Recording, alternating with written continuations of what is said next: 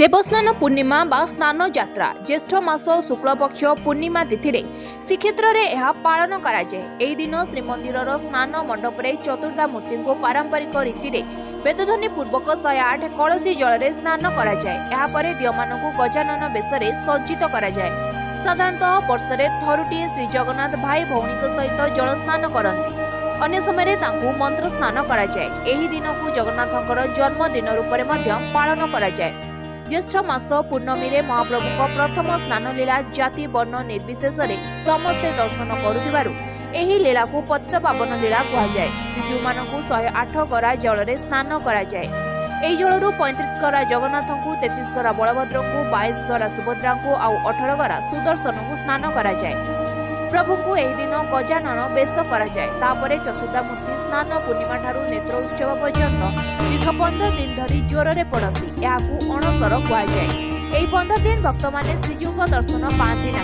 यह समय भक्त माने निकटस्थ ब्रह्मगिरी में पूजित होउथिबा बाबा अलारनाथ को दर्शन करती। अलारनाथ मंदिर पुरी जिलार ब्रह्मगिरी अवस्थित एक विष्णु मंदिर।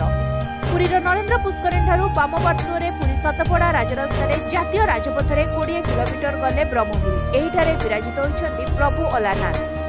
एही मंदिर चतुर्पार्श्व चैतन्य मंदिर, शिव मंदिर और विभिन्न ठाकुराणी मंदिर, नवग्रह प्रस्तर, नाट मंदिर, प्रार्थना गृह, भोग मंडप, मुखशाला आदि मंडप मान अवस्थित।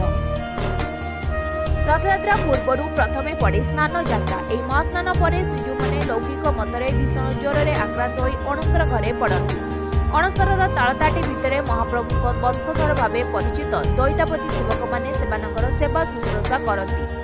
सेही समय भक्त माने दीर्घ 15 दिन धरी श्रीमंदिर में महाप्रभु को दर्शन करिपारंती नाही। तेणु एही समय भक्त माने श्रीजीव को दर्शन करि न पारि ब्रह्मगिरी अलारनाथ को दर्शन करि पुण्य अर्जन करती।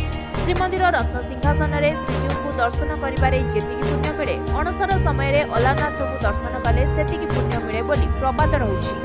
तेणु अणसर समय अलारनाथ मंदिर में भक्त मानकर प्रबल भीड़ लगी रही है। यह कौनसी पर्यटन स्थली नहेले भी भक्त मानक पई एक प्रसिद्ध स्थान, कारण भगवान अलारनाथ हेउछन्ति प्रभु विष्णुकर चलती प्रतिमा। Bureau report, good life.